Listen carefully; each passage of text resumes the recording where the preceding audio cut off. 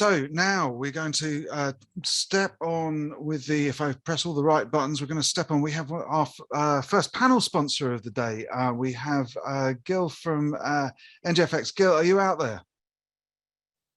I'm going to need to unmute your mic, I think. There we go. Morning, Dom. How are you? Yes, I'm very well. How are you, sir? Excellent, excellent. Thank you for having us on the show.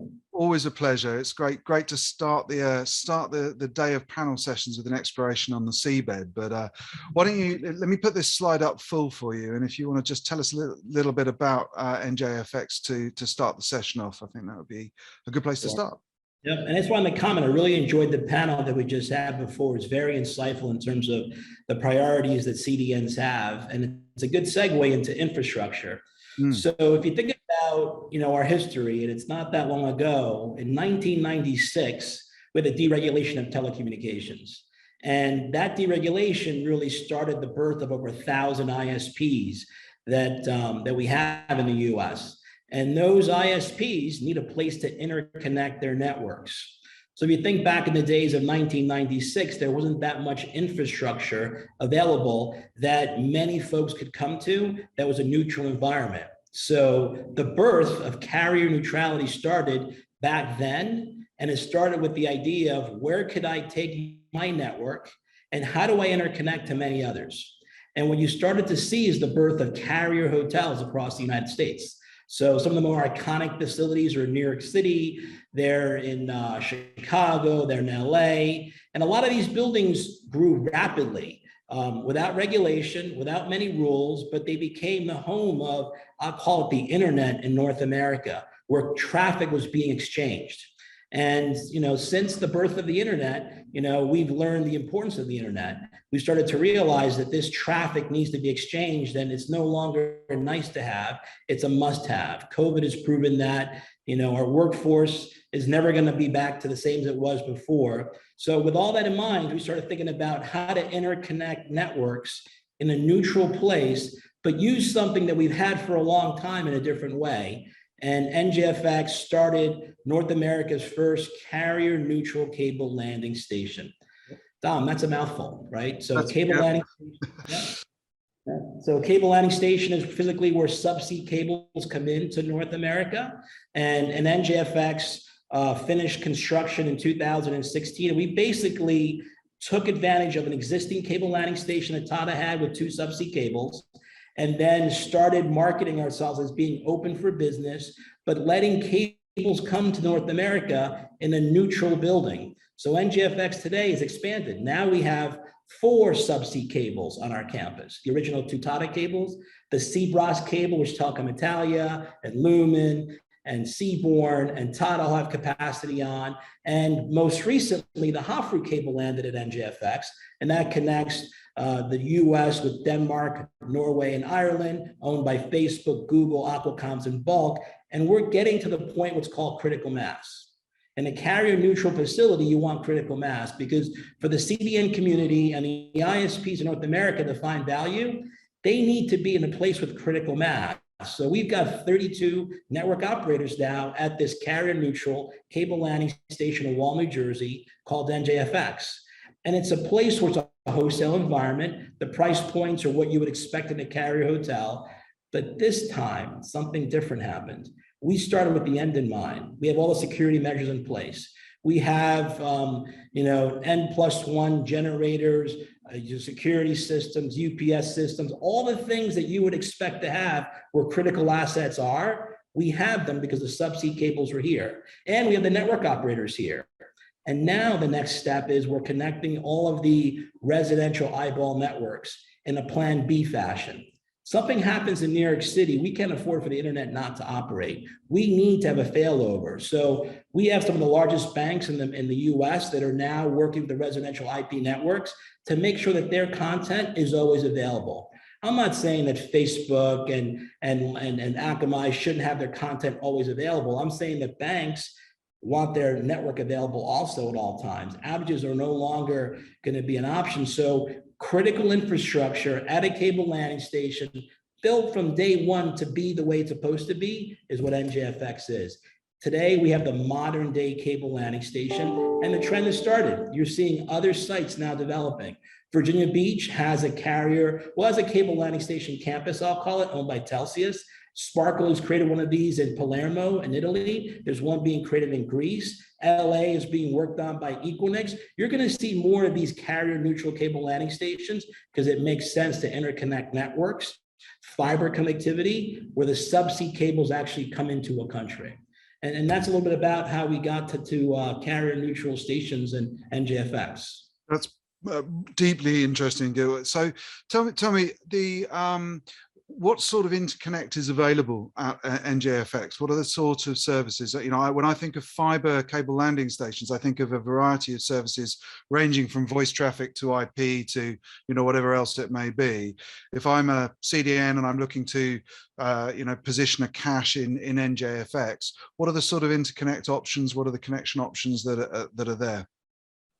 So we have the biggest tier 1 IP providers in the world that are physically here at the facility, companies like Hurricane Electric and Lumen and Zayo and Verizon and Tata and Telia and PCW. So you've got wholesale rates, which everyone enjoys in terms of the cheapest cost per bit to go across the Atlantic Ocean. You also have a lot of the SDN providers that let you pay as you go. So that let's say you're having an orchestration issue, you can be plugged into PCCW, you can be plugged into Sparkles and turn around and with a click, change your capacity, change your subsea cable. So the options are endless and you have physical assets available. It's not an extension cord to where the cables are, it's where the cables physically sit today. Tier 1 IP services, voice is kind of like a small amount of what we see, but it's buried in the terabits that we have. Today, we have close to a petabit of data per second going through NJFX, subsea cables, terrestrial cables, 32 networks. And what does it take for you to entice cables to land at your cable landing station? What are the kind of key things that people are looking for? Thank you for asking, because these projects are complicated. So when you want to land a cable in the United States, you look for a couple of things. You look for an environment that's already been proven. And New Jersey's been proven for 150 years. We've had cables landing. So the offshore makes sense in terms of protecting that cable as it leaves the United States. You also want to look for existing infrastructure. Tyco spent $80 million building out the system to the beach back in 2001. So that exists. You can use existing bore pipes or existing front haul. And now we have all the terrestrial networks you can imagine available going out into North America itself. So the ingredients are there for a subsea cable operator to monetize their network. And that's what you want. They want to make money with their system, or one of the big OTTs wants to just make sure it goes smoothly for them. It's very expensive when you're late in the system. You don't want to be a week behind schedule because you've got 100 men in a ship waiting offshore for you to finish something up. Yeah, it's a very real part of our industry. There's nothing virtual about that. So I believe we've got Paul as well from Confluence Network on the call. Paul, are you there? I am indeed. And Dom, thanks for inviting me. Greatly appreciated. Not at all, Paul. Start by just giving us a quick 2 minutes about what Confluence does, and then I'm going to ask you about how you're working with NJFX. Well, I think Gil's comments provided a backdrop. In my prior life, operating some 50,000 route kilometers of subsea and 20-odd thousand kilometers of terrestrial into an integrated ecosystem, the importance of multi-home mesh configurations became very apparent, and this footprint spanned the Americas. One of my greatest challenges was moving traffic efficiently, reliably, scalably with low latency from South Florida up to the greater New York region and points in between. And that was all done terrestrially, and it continues to be done terrestrially. And there's many operators, but they invariably follow a pathway that converges along the often referred to American term I-95 corridor.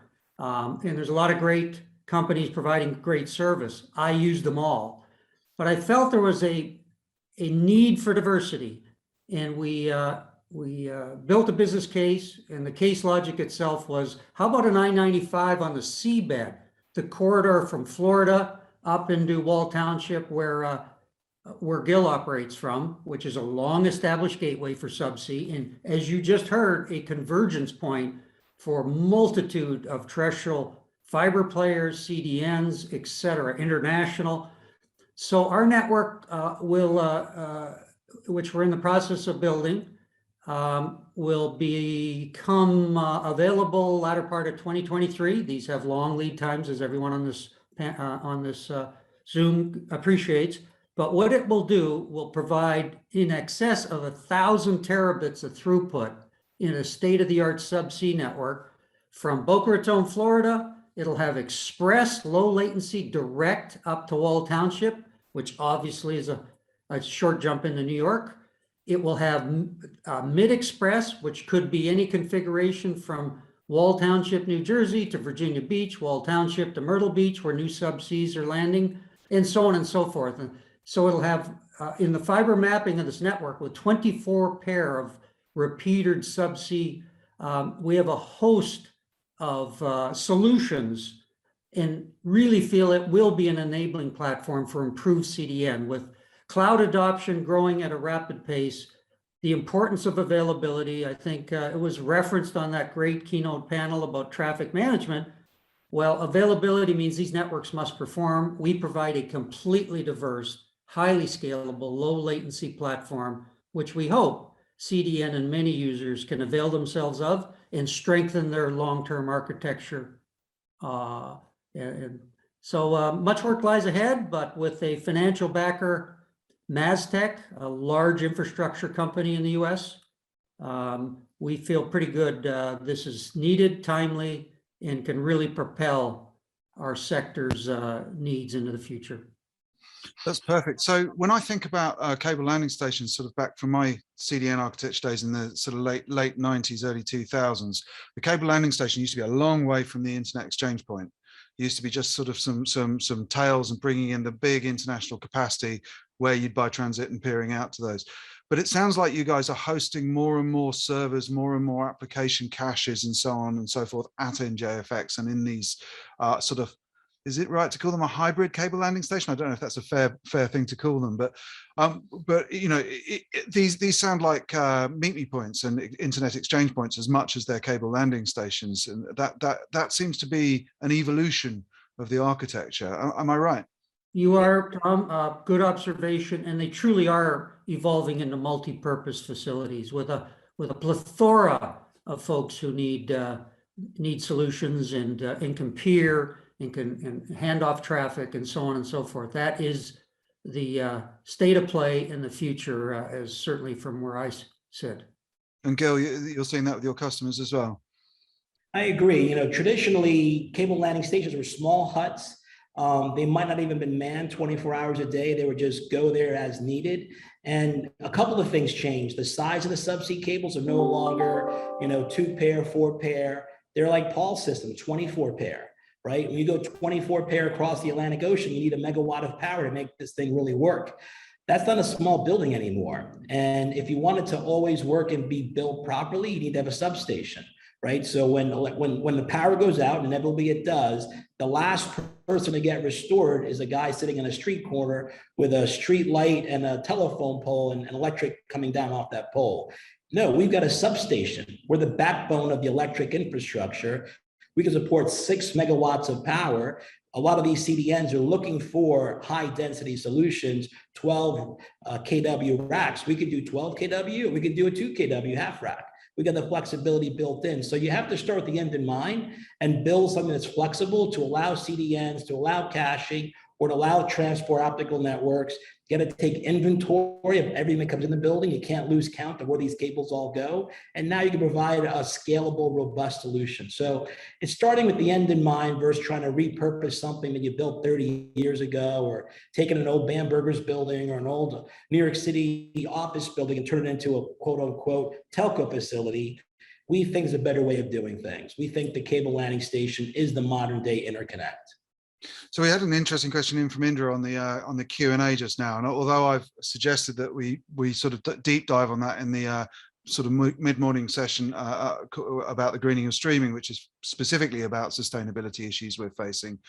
You've both just mentioned power and so on. And Dave Crowley, who keynoted at CDS last summer, he's often talked about the challenge with placing a cable landing station is finding a diversity of power supply. Now, obviously in New Jersey, you're in a an area which is well provided with power, I should imagine. But even so, it does sound like this is a major challenge at the moment. It's finding power, finding competitive power supply into these types of infrastructure. Is that something that's a challenge for you guys? Is that something that may be a challenge for you as you think about expanding to other locations? So there is a contradiction between getting close to the shore and getting reliable power. Think about the electric company. They want to provide their main arteries as close to inland as possible. We were very fortunate in New Jersey by having the backbone of a provider available at NJFX. We're 1 mile from the coastline, 64 feet above sea level, but the substation we have on our property belongs to the utility. So we got very lucky in terms of having robust backbone power. But we also have one more thing in New Jersey that's kind of top of news right now. We've got one of the biggest renewable energy projects going on in the US. They're putting out these windmills off the coast of New Jersey, which is going to allow for renewable energy. I'm not saying we're competing with Denmark anytime soon, but we're going to put out gigawatts of power in New Jersey. And with this weekend's passing of the new infrastructure bill, I think this might get additional resources, right? Renewable energy off the coast of New Jersey, making us a much greener state than we are today. So it could be a real win for us, the energy play. I would add to that, Dom, just off the coast of Virginia Beach, where we're landing one of our spurs, which is an established gateway for subsea. Dominion Energy has a massive offshore project, which is bringing in huge megawatts of green generation, which we would expect to avail ourselves of as that they stand up that business. And a little further down the coast, Avangrid is similarly has lease blocks for offshore wind farm development. And when I think down in Florida, where we have 2 landings, Jacksonville, Florida, established subsea gateway, Boca Raton, long established subsea gateway. The biggest, one of the nation's biggest and leaders in green energy, solar, wind, and traditional, is NextEra, Florida Power and Light. And they are very active, be it telemetry, control and command systems with fiber utilization. That sets itself up for really evolving and developing the power grid in Florida. So we feel pretty good about the longer game about alternative solutions, and exciting times. Perfect. So thinking specifically about the CDN community, what are the key benefits that jump to mind with locating at NJFX, Gil? What for a CDN that's looking to expand into the East Coast, looking at Cable Landing Station and NJFX as a possible location? What are the key benefits that you see the CDN would get from coming to you? So the CDNs are going to follow the eyeballs. They're going to make sure that the eyeballs are always available. And if you look at where the eyeballs are going to go, they're going to connect their backbone network. So the biggest residential IP network providers will use this route that Paul has, Confluence, and connect the entire East Coast of an IP network. It becomes a critical path up and down the East Coast because what it allows for is uninterrupted connectivity. Unfortunately, today, if you're on I-95, you're susceptible to any manhole being opened up and anyone tampering with a new install. The number of outages that happen on I-95 it's mind-boggling. By having a first dual purpose route run along the ocean, no one's getting into that fiber. No one's going there and touching it just to kind of see what's going on. It's a real diverse long-haul route. The eyeball networks see it. They're going to take advantage of Paul's network. They're going to interconnect their backbone across the United States. We're going to be a good place to just meet the eyeball networks locally and regionally. And it's a good place for them to do business. We're friendly and we're secure. We're going to make it work for everybody.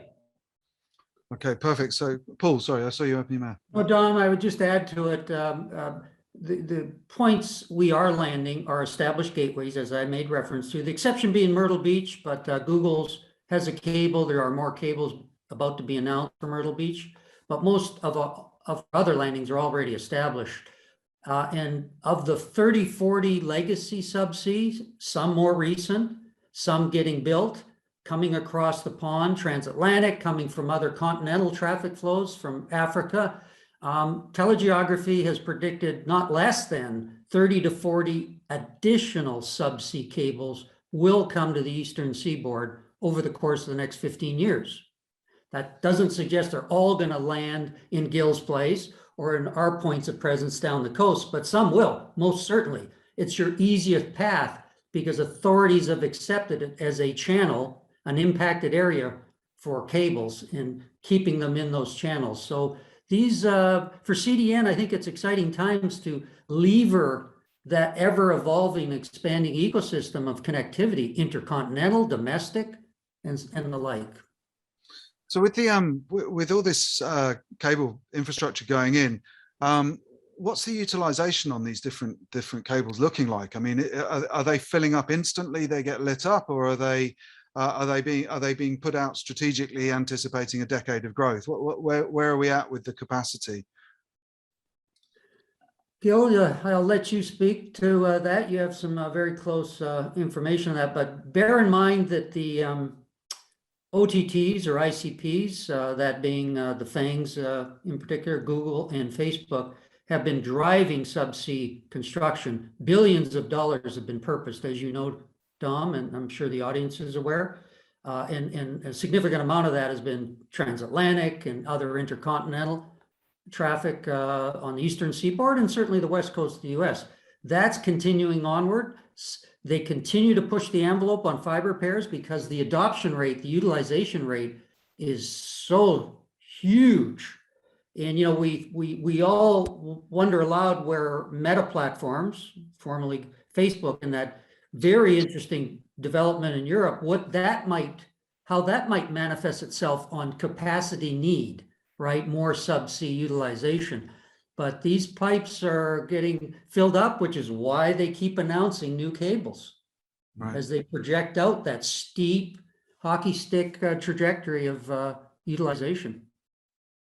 Yeah, Paul's right. You know, I can't comment specifically on the flavors of adoption rate on these cables, but there are two. There's the folks that build it for their own use, and when those guys put a cable into service, you're seeing 20 terabits day one turn up per pair of fiber, sometimes 30, sometimes 40. They're not afraid to light the entire system. It's part of their backbone. There it goes. Then you have another flavor, the guys that are selling their capacity. They're a little bit more cautious. They're going to start off by turning up maybe 2 terabits of it, selling 100 gigs at a time. And they basically light up as they go. With the hot-through system, I would ask you to talk to them directly about how quickly, but we're seeing an incredible amount of cross connects for them, a lot of adoption. Their route going into the Netherlands is new. It replaced TAP 14 that put it in service back in 2000. They've already, I'd say by 5 times surpassed what TAP 14 could have done. So a ton of more capacity taken on those routes. The world is getting smaller. These projects are more efficient. The higher count fiber systems allow for the cost to come down. And when the cost comes down, you're seeing transformative things start to happen in terms of applications. The CDN world will benefit from this transformation. They're going to see lower cost and global connectivity and allow them to be more efficient in how to deploy their assets globally. There isn't a cheaper place to buy than a cable landing station. It's a cross connect, and we don't charge recurring fees. So it's just a one-time fee, and there's your capacity sitting there live.